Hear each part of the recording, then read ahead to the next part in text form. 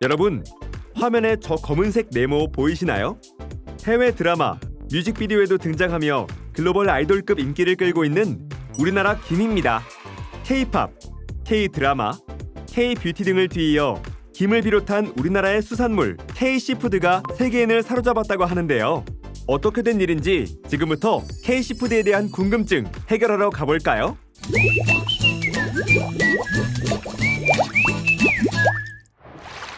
K-시푸드는 해외에 수출되는 우리 수산물, 수산식품을 부르는 말인데요.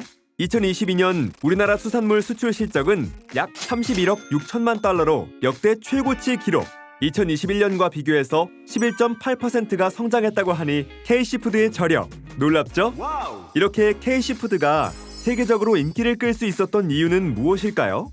한류 확산으로 인해 전 세계적으로 인지도가 높아지면서 K-시푸드에 관한 세계인의 관심 증가, 글로벌 시장에 경쟁력을 갖춘 상품 보유, 또한 무엇보다도 해외 시장을 개척하려는 수출업체들의 노력과 이를 뒤에서 지원하는 해양수산부의 정책이 맞물리면서 작용한 결과라 생각됩니다. K-시푸드에 관한 세계인의 관심이 증가했다니 정말 기쁜 일인데요. 이런 경쟁력 있는 상품을 개발하고 해외 시장을 개척하기 위해 노력한 우리 수출업체들 아주 칭찬드립니다. 그렇다면 앞으로 세계 소비자들이 주목할 만한 K-시푸드에는 어떤 것들이 있을까요?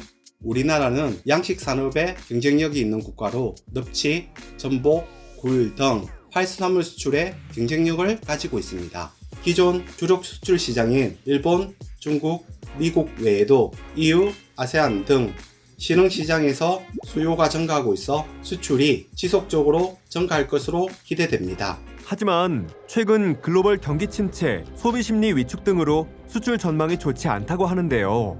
그래서 해양수산부가 수산물 수출을 활성화하기 위해 마련한 정책들이 있다고 해요. 2023년의 경우 경쟁력 강화, 물류 인프라 구축, 해외 시장 확대를 위한 20개 사업에 353억 원의 예산이 투입될 계획입니다. 금년 사업에 있어 주목할 만한 사업으로는 대표적으로 글로벌 수산식품 기업을 육성하기 위한 기업별 맞춤형 지원 및 전문기관 1대1 密着 컨설팅, 시장 다변화 및 이커머스 플랫폼 연계, 수출 활성화를 위한 B2B, B2C 지원 사업 등을 들 수 있습니다. 해외 시장 개척 사업은 어느 기업에게나 열려있는 사업으로 우리나라 수산물을 수출하고자 하는 기업은 해외 시장 개척 사업을 적극적으로 활용할 필요가 있습니다.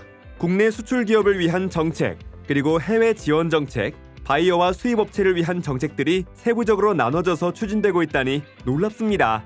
그리고 최근에는 수산식품이 블루푸드라 불리며 지속 가능한 건강식품으로도 주목받고 있는데요. 물 들어올 때 노젓는다는 말 들어보셨죠? 해양수산부는 이 기회를 발판으로 수산식품 수출을 더욱 늘리기 위한 사업도 추진 중이라고 합니다. 기업, 지역대학, 청년이 함께 기술을 개발하고 관련 산업을 모아 동반 성장할 수 있는 환경을 조성하고 신선한 수산물 유통을 위해 유통 과정을 저온으로 유지하는 콜드체인 체계를 구축한다고 해요. 또한 수산물을 더 편하게 먹을 수 있도록 상온 유통이 가능한 어묵, 뼈 없는 고등어 등과 같은 간편식 개발 지원, 블루푸드 1000만 불 수출 기업 100개를 육성하기 위한 정책도 마련할 예정이래요. 그리고 K-시푸드의 글로벌 홍보 및 마케팅 강화를 위해 국제수산박람회 참가 지원, 수산 가공식품 개발 지원, 국내 공동 물류센터 지원, 해양무역지원센터 운영 등 다양한 해외 시장 개척 사업을 통해 수출을 확대해 나갈 예정이라고 하니 K-시푸드에 대한 세계인들의 관심과 인기가 더욱 높아지겠죠? K-시푸드와 지원 사업에 대해 더 자세히 알고 싶으신 분들은 수산식품 수출 지원 플랫폼과 지원 사업 담당 기관에 문의해 주세요.